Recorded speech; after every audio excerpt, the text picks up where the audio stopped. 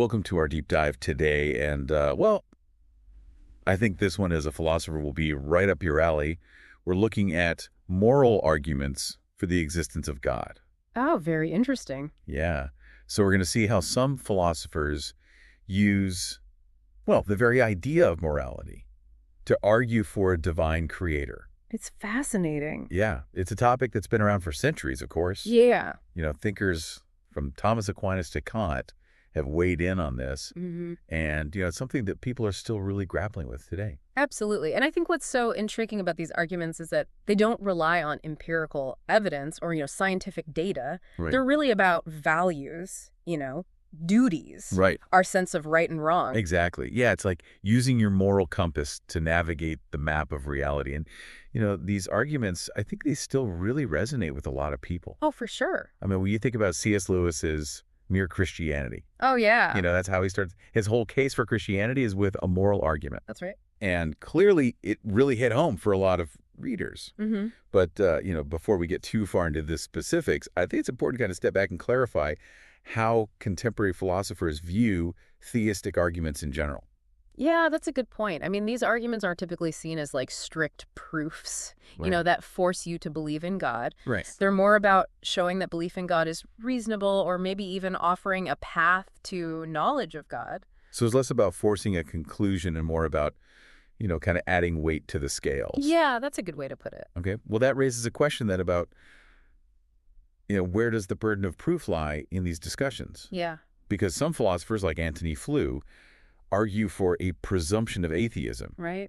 which basically means the default position should be disbelief until sufficient evidence for God is provided. Right. So, his analogy is like, we don't just assume unicorns exist until we see good evidence for them. Right. But of course, other philosophers push back against this presumption. Right.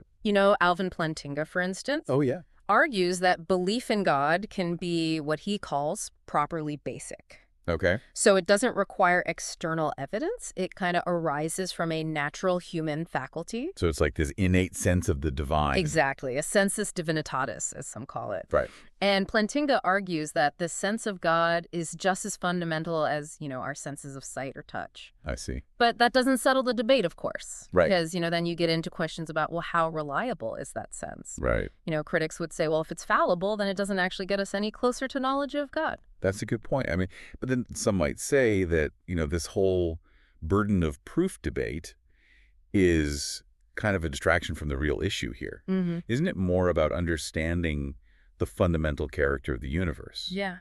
Is it ultimately a realm of purpose and meaning, or just this random collection of particles? Yeah, that's a really insightful way to put it. Yeah.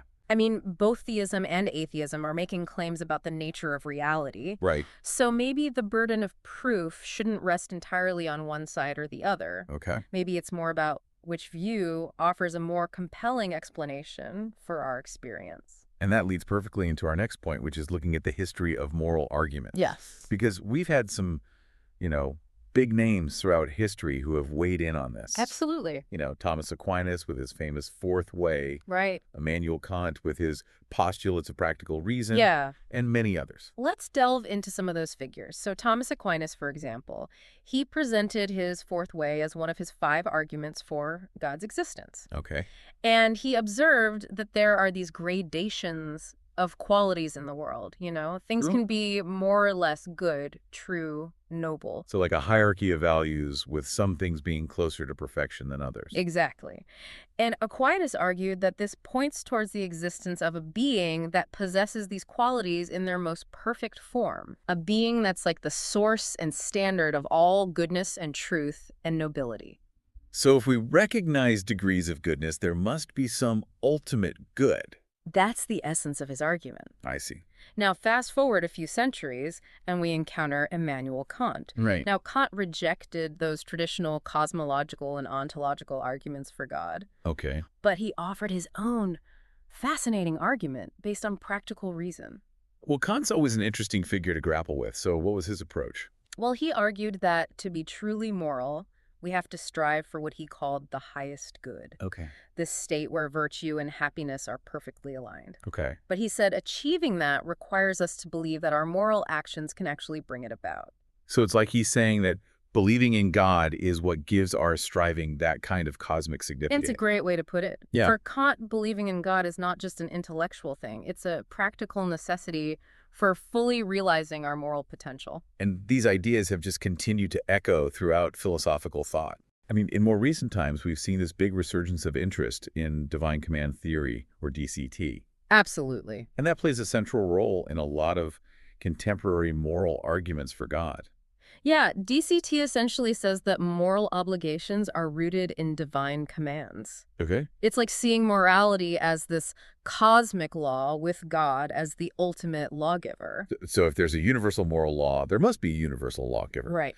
So how does DCT kind of work within the framework of these broader moral arguments? Well, because it seems like theoretical moral arguments usually start with this claim that objective moral facts exist. right. And then they try to show that God offers the best explanation for those facts. That's right. So DCT fits into that framework by suggesting that the existence of objective moral facts points to a divine source. Okay. Think of it like this. Okay. Human laws are created by human authorities. Right. So if moral laws are kind of analogous to human laws, then they must have an author too. And who better to be that author than God? Exactly. But of course, DCT has its critics. Some argue that it makes morality arbitrary. Right. Couldn't God just command anything, even things that we consider evil? Right. That's that classic Euthyphro dilemma. Exactly. Does God command things because they're good, or are things good because God commands them?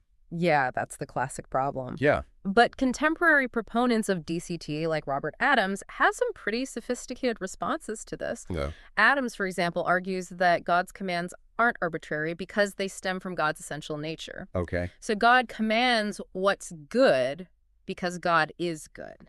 Oh, yeah. It's not that God's commands somehow create goodness, but rather God's perfect goodness guides those commands. So like a great artist creates beautiful art because they have this deep sense of beauty, Yeah, not because they just decide to call something art. that's a great analogy. Yeah. Adams also draws on this idea of a social theory of obligations Okay. to support his view. He says all obligations arise from social relationships, Okay. and the ultimate social relationship is our relationship with God. Oh. And this helps explain why moral obligations have this kind of binding force on us. So it's not just about following rules. Right. It's about honoring a profound relationship. Exactly. Now, we do need to acknowledge that not everyone buys into DCT. Right? There are other ways of thinking about the relationship between God and morality. Right. And some philosophers reject the idea of divine commands altogether. Right. Some critics say that DCT undermines human autonomy. Yeah. Others raise these epistemological concerns about how can we even know God's commands? Those are all valid concerns. And of course, there are alternative meta-ethical theories out there, Right. like godless normative realism, which offers a different account of objective morality without appealing to God. Right. Godless normative realism, those who might not be familiar with the term, basically says that objective moral truths exist, Right. but they're not dependent on God. Yeah. It's a complex area of debate. Yeah, for sure. Yeah. I mean, for our listener, with a background in philosophy, these debates offer so much to think about and explore. Oh, yeah. But I think it's time to move on to another fascinating aspect of moral arguments. Okay. And that's this whole question of moral knowledge. Yes. So let's explore how our very capacity to understand moral truths, Right. might actually point towards something beyond the natural world. Absolutely. So we've been looking at arguments that focus on the content of morality. Like the idea that objective moral truths exist and that they need some kind of divine explanation. Right. But some arguments take a different tack. They focus on our capacity for moral knowledge. Oh, interesting. They suggest that the very fact that we can grasp moral truths, that we have this sense of right and wrong, Huh. might actually point towards something beyond the natural world. So it's not just about morality existing, Right. but about us being able to know it. Exactly. How does that work as an argument for God, though? Well, one prominent proponent of this kind of argument is Richard Swinburne. Okay. And he argues that it's incredibly improbable for moral awareness to arise in a godless universe, Oh. especially considering that moral beliefs aren't strictly necessary for altruistic behavior. Right. I mean, we see plenty of examples in the animal kingdom of, cooperation, even self-sacrifice, Right. without any elaborate moral code. Exactly. It seems like they just instinctively know how to act for the good of the group. That's right. So are we just more evolved in that sense? Well, it's interesting because humans do seem to have this deeper level of moral awareness, Yeah. a sense of obligation that goes beyond mere instinct. Hmm. And Swinburne argues that God has good reasons to create beings with this capacity for moral knowledge. Okay. It allows for, genuine free will, meaningful relationships, and ultimately a relationship with the divine. So God wants us to be moral agents capable of choosing good over evil, Yes, rather than just acting out of blind instinct. precisely.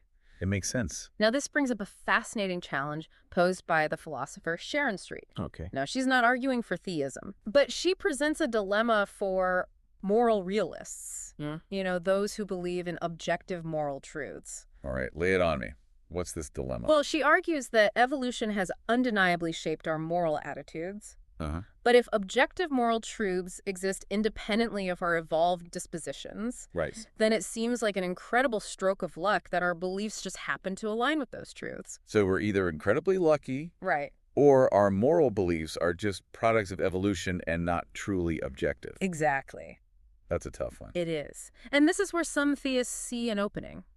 Okay. They argue that a theistic framework where God is guiding evolution provides a more plausible explanation for how we can have reliable moral knowledge. So it's like God fine-tuned the evolutionary process Yeah, to make sure that we develop these moral sensibilities that reflect the true moral order. that's the idea. But wouldn't some people object to that?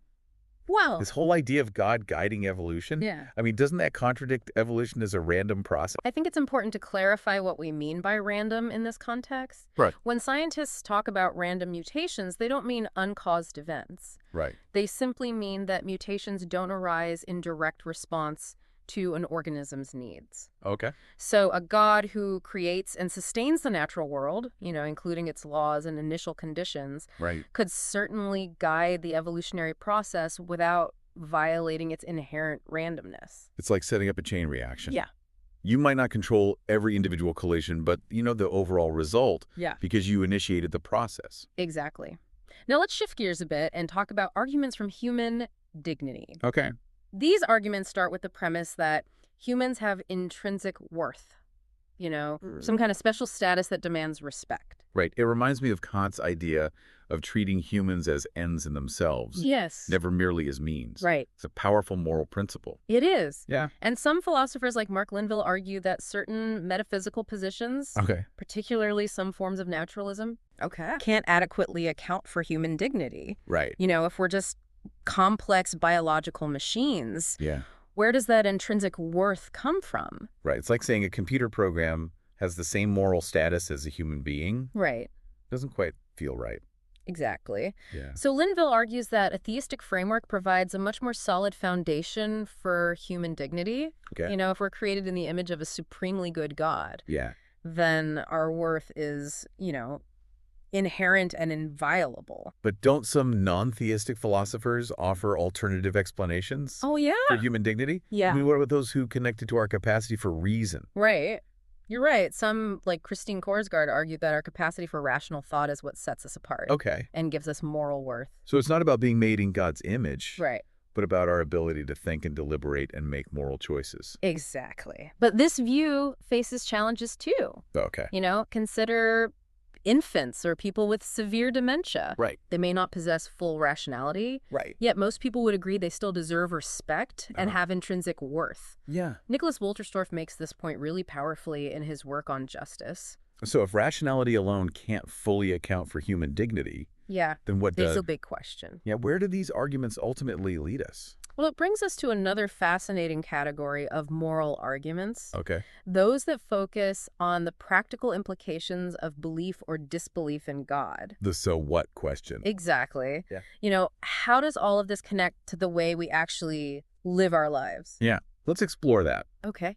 We'll see how some philosophers like Kant argue that belief in God is not just a theoretical matter, Right. but a practical necessity for a truly moral life. Absolutely. Okay, so let's get into these practical moral arguments. I feel like this is where things get really, existential for our listener out there. Yeah, you're right. Practical moral arguments kind of shift the focus from, trying to definitively prove God's existence Right. to more like exploring what belief or disbelief in God means for our lives. Right. How we make choices, how we find meaning. And Perhaps the most famous example of this comes from, well, you guessed it, I bet I can guess. Immanuel Kant. Immanuel Kant, of course. Always seems to find his way into these discussions. Always, right. So what's his take on practical arguments for God? Yeah. Well, Kant famously argued that even though we can't definitively prove God's existence through, pure reason, Okay. morality itself kind of compels us to believe. So it's not about like theoretical certainty, Right.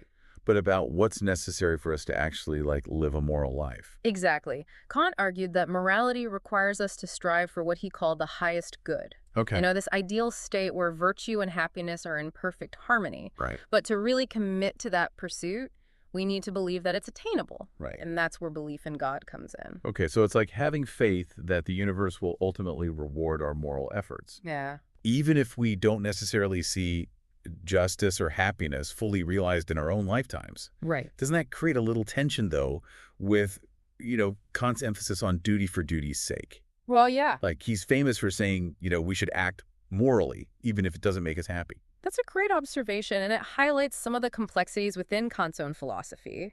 Right. He's not advocating for this selfish pursuit of reward here, Okay. but he is recognizing this deep need of reason. Okay. He's talking about postulates of practical reason, Okay. the beliefs that are necessary for us to function as moral agents, Okay. to make sense of our moral striving. So it's less about us, seeking personal gain, Right. and more about kind of trusting that the moral order that we're trying to uphold is grounded in something real. Exactly. Without that grounding, Kant suggests morality can start to feel pointless, even absurd. Right. Why bother striving for something that ultimately might be unattainable in a universe that's just indifferent to our efforts? That's it. It's a bit of a chilling thought. It is. And other philosophers have echoed this sentiment. Okay. The Stephen Lehman, for example, argues that the tension between our desire for happiness Right. and the often demanding requirements of morality can only really be resolved if we believe in God. So without God, we're constantly struggling between, what we want and what we know is right. Yeah, and that could be a heavy burden to bear. For sure. Yeah. So, these practical arguments, clearly, they have their critics. Oh, of course. Some see it as a form of wishful thinking, right? Right. Believing something just because it's comforting or desirable, Yeah. rather than because the evidence actually compels us. It's like saying, I really want to win the lottery, so I'm going to believe I will, Yeah. even though the odds are astronomically against me. Right. I can see why some philosophers would take issue with that. Yeah. But defenders of these practical arguments like Kant argue that they're not based on just arbitrary desires, Okay. but on real needs of reason. We're not just these abstract thinkers. Right. We're embodied beings who have to act in the world. Yeah. And those actions are shaped by our beliefs, even those beliefs that we hold for, what we might call practical reasons. So our beliefs about the universe influence how we move through it. Right. And sometimes those beliefs are driven by, what we need to live a meaningful life. Yeah. A moral life. Exactly. Not just by, what we can prove with absolute certainty. And some philosophers even connect this to the idea of pragmatic encroachment, Okay. where the stakes involved in a belief can actually influence how much evidence we require to justify holding it. Right. If the consequences of being wrong are really high, we might be more willing to believe something, Yeah. even with less evidence than we'd normally require. It's like, when you double check that the stove is off before you leave the house, Right. the stakes are high enough that, even a slight doubt warrants that further investigation. Absolutely. So while these practical arguments might not, offer these like knockdown proofs, they do highlight the existential weight of our beliefs. Yes. They point out that choosing to believe or disbelieve in God is not just this intellectual exercise. Right. It has these huge implications for how we understand ourselves, our purpose. Our place in the cosmos. Yeah. Well, there you have it, a deep dive into the fascinating world of moral arguments for God's existence. It's a rich topic. It is. I mean, we've explored everything from divine command theory to the problem of moral knowledge from historical perspectives to, contemporary debates as a philosopher. I'm sure you've got like tons of notes for your next paper. Absolutely. And for our listener out there who I know appreciates a good philosophical challenge, I'll leave you with this thought. If morality is truly objective and the universe is ultimately indifferent to our moral striving, What does that say about the meaning and purpose of our lives? Maybe that's where faith in its various forms steps in to fill the void, or perhaps there's another answer waiting to be discovered. Keep searching, keep questioning, and keep diving deep.